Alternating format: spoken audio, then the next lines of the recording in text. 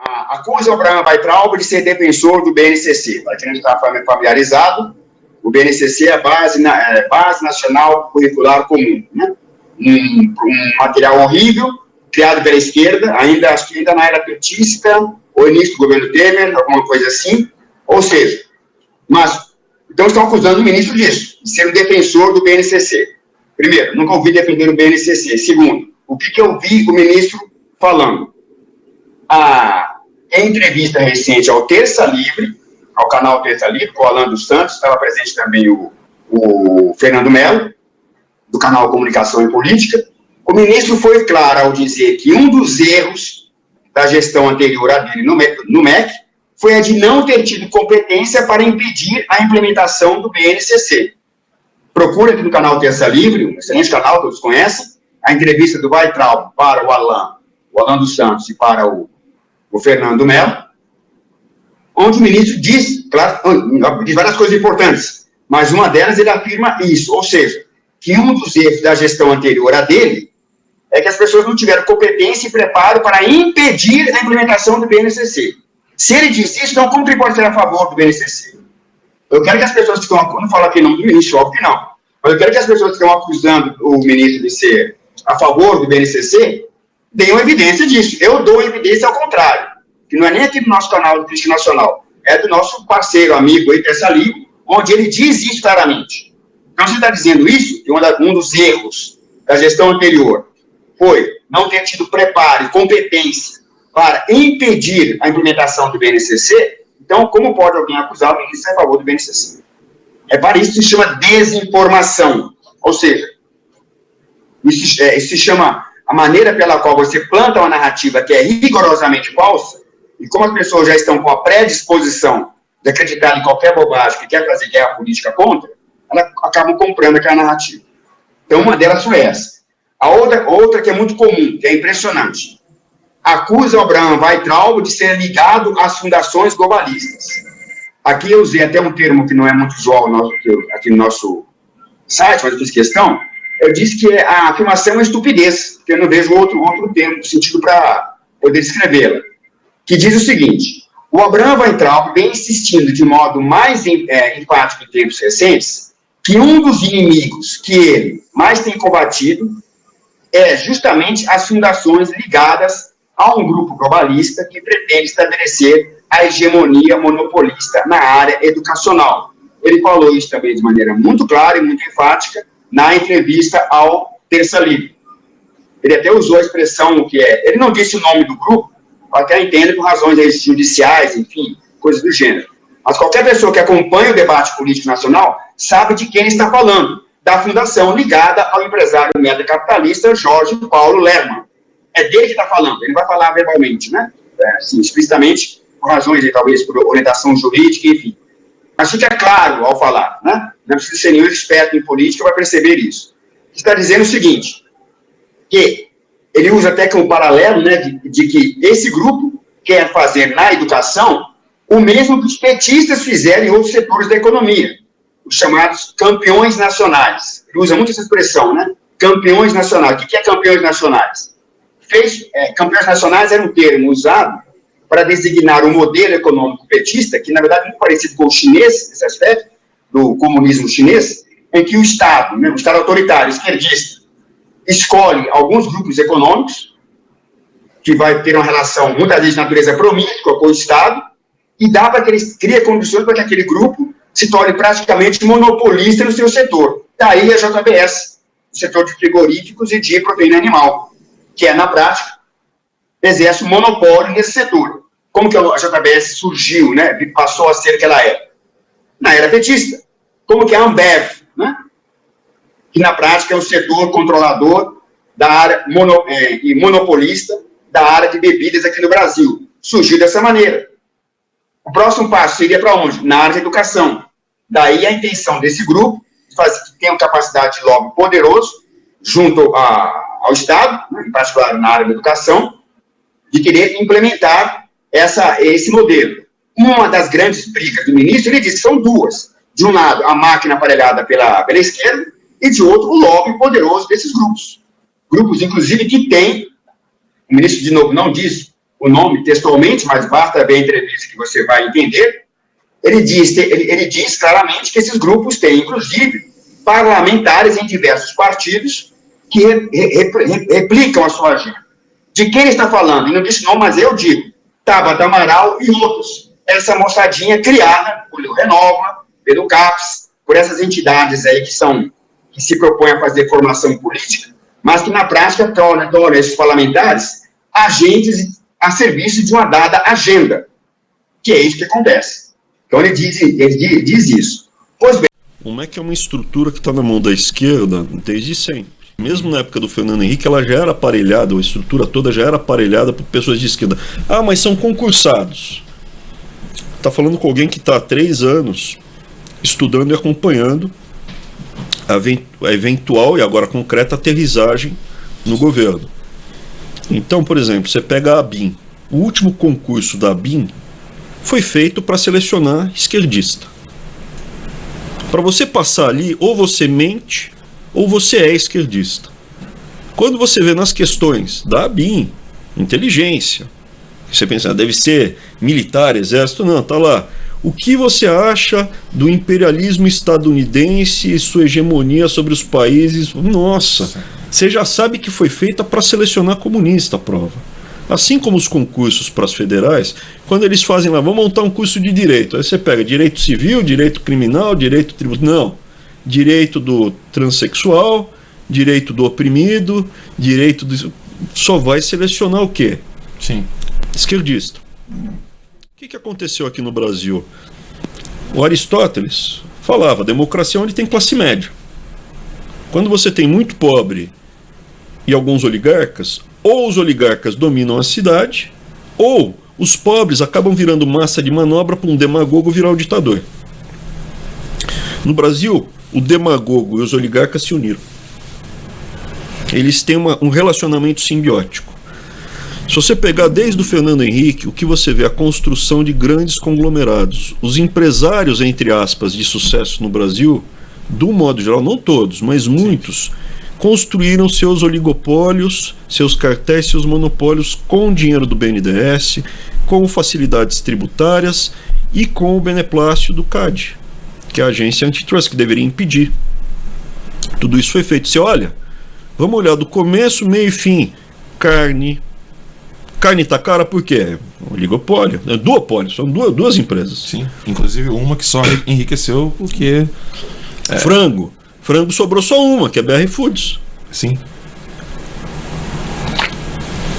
Ah, mas tem aqui na Asa Norte, tem um lugar que não tem nada. Não, mas eu estou falando o seguinte, quando você tem 80% do mercado, na prática, teoria microeconômica, na prática você é um monopólio.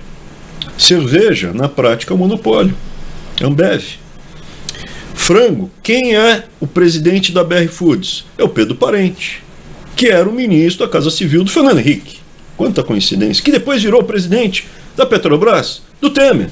E agora está na BR Foods. Quando você olha os nomes que estão ocupando bancos, papel e celulose, onde você olha, criou-se monopólios, oligopólios, cartéis. E essa turma tem sim um relacionamento muito próximo, ou com o PT, ou com o PSDB, ou com ambos. E hoje em dia o que você tem? O mercado do ensino privado brasileiro, principalmente superior, é um business, é um negócio. 80% dos brasileiros estudam em faculdades privadas, que ainda não virou um oligopólio, ainda não virou um monopólio, ainda estava em processo avançado e rápido de concentração de mercado. E algum desses players, que são metacapitalistas, o Jorge Soros brasileiro, que já é um oligopolista, ele tem interesse na área, direto e reto. Você tem ex-ministro que trabalha diretamente para ele. Não um, 2. Você tem já atuação direta na estruturação. Ele tem uma bancada de parlamentares que ele investiu na formação desses parlamentares no exterior, são jovens, com uma historinha perfeita. Veio da periferia. Perdi o pai, eu tenho uma deficiência, eu sou lindinho, eu sou muito bonito também com a minha esposa loira, mas a gente gosta muito das minorias. né? Essa pessoa, esse Soros brasileiro está por trás desse movimento maior. As pessoas que trabalharam, ele já teve um banco, as pessoas que trabalharam com ele no banco estão assessorando esses parlamentares, esses movimentos. E assim como o investidor, ele não vai no partido, ele compra um portfólio de ações. Cada um desses parlamentares e cada um desses players está em partidos diferentes. Qual o objetivo? Tem vários objetivos, mas um deles é ter, vou dar um exemplo aqui que não tem nada a ver com o nome que eu estou citando, tem a Ambev da educação, ter a JBS da educação. Eles fazem a mesma coisa. Como eu sei que é o mesmo grupo? Porque as famílias são as mesmas, eles se encontram periodicamente, eles se frequentam, é o mesmo grupo. Então, assim, olhando objetivamente, qual é o desafio que a gente tem? Assim, lógico, e esses grupos, eles vão... Tem os grupos tradicionais de esquerda, e aí tem uma quebra que eu entraria nessa vertente oligarca de esquerda também, eu coloco de esquerda.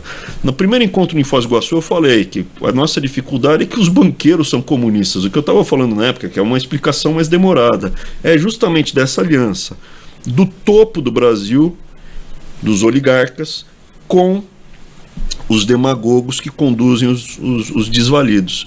Enquanto que nós somos representantes da classe média, que busca liberdade. É isso que eu quero. Eu sou uma classe média, quero que meus filhos tenham um ofício, que tenham liberdade para fazer as suas escolhas, e eu, como estudei um pouquinho mais, sei que se eu olhar só para o meu umbigo, os meus filhos vão ser escravos, né? Que a Revolução Hoplita foi isso. Um classe média sozinho vai ser esmagado ou pelo demagogo ditador ou pelos oligarcas. Você precisa ter um contingente grande de classe média, porque daí nós, unidos, a gente consegue vencer. E a parte do ensino, não educação, é fundamental, porque quem educa é a família. A gente ensina a ler e escrever, quem educa é a família. É fundamental para a pessoa ser livre. Eu tenho que ter o Brasil inteiro sabendo ler e escrever. 90%, 80% sabendo ler e escrever bem. Sabendo fazer conta. Com capacidade de aprender um ofício. E o ofício pode ser professor, mecânico, marceneiro, jardineiro. Um ofício. O que você é? Eu não sou nada. Você é uma massa de manobra. O que você é? Eu sou dono do... Você é rico, você é um oligarca. O que você é? Eu tenho 5 padarias. Você não disse a padaria. Você é uma classe média, você está no miolão. Para a gente manter a próxima geração livre, todo mundo tem que ter um ofício, tem que ter uma profissão, tem que ter renda. Se todo mundo tiver, acontece o que aconteceu na Grécia. Vai ter democracia, vai ter liberdade, a gente vai poder manter esse ciclo. E o desafio qual é? A gente quebrar tanto o interesse dos oligarcas em criar o próximo campeão nacional, que vai ser na educação, quanto acabar com essa fábrica de desvalidos que é aí sim, a educação paulo-freiriana, que não é bem do Paulo Freire, mas sim, a gente põe lá porque é muito bom brigar contra o Paulo Freire, porque é ruim, é feio e é ridículo. Então é o inimigo perfeito. Mas o desafio qual é? Eu, ao mesmo tempo que brigo com a turma das universidades, pessoal mais de esquerda, eu tenho também que enfrentar os oligarcas, e eles são mais sofisticados. São esses que estão trazendo esses nomes aí do falso bom mocismo, né? Cara, eu sou maravilhoso, eu só quero bem. Eu sou da... Aparece o pessoal... Eu caí nesse conto do Vigário. Chegaram os especialistas em educação, que querem mudar a educação. Eu sou pelo bem das crianças pobres e educá-las benemerente. Vai ver 25 milhões de reais que ganhava do MEC. De contrato. De contrato. Aquilo lá não é pra gente boazinha. Aquilo lá é pra gente que morde. O desafio que tem lá é hercúleo, não é piada. É uma coisa monstruosa, é muito grande. São forças gigantescas. Eu acho que eu devo ter um fusível queimado porque eu não tenho medo.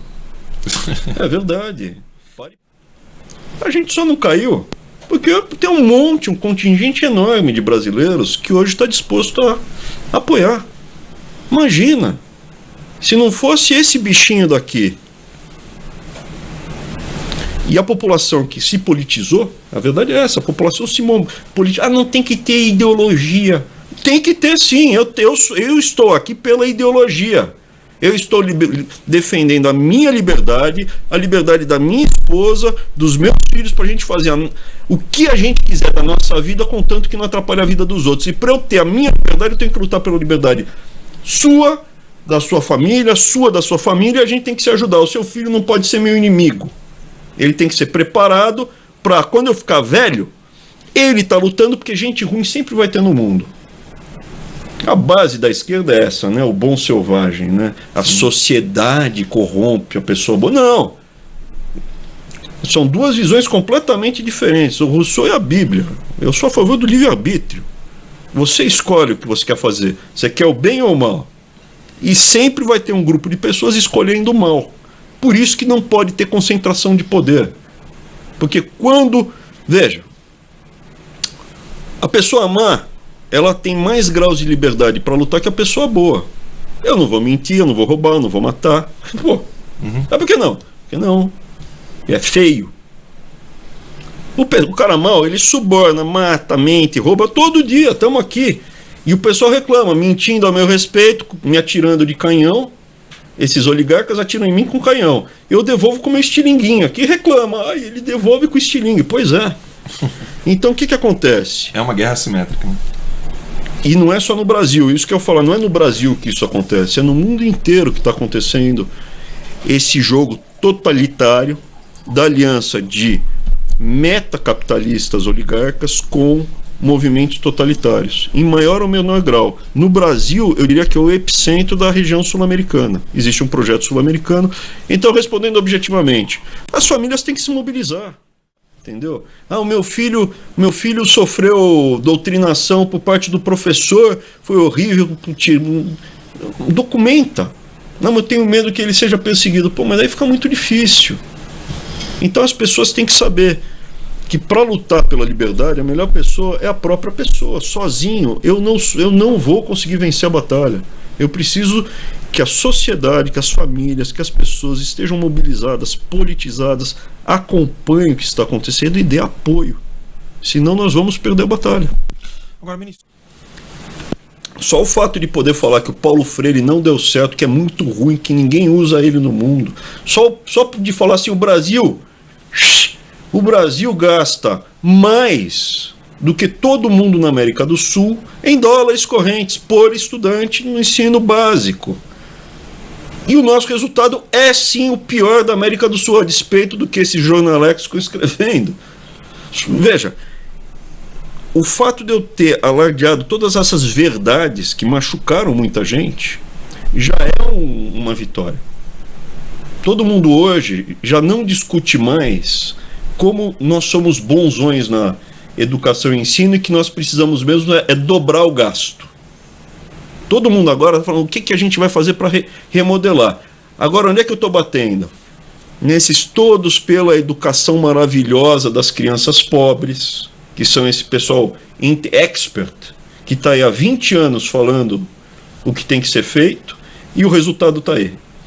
Bater nesses oligarcas que querem fazer o campeão nacional do ensino superior. Você chegou a ver o resultado de todo esse processo de educação na CPMI das fake news lá, o deputado que não sabe onde estava o sujeito? Assim, o que eu posso te dizer?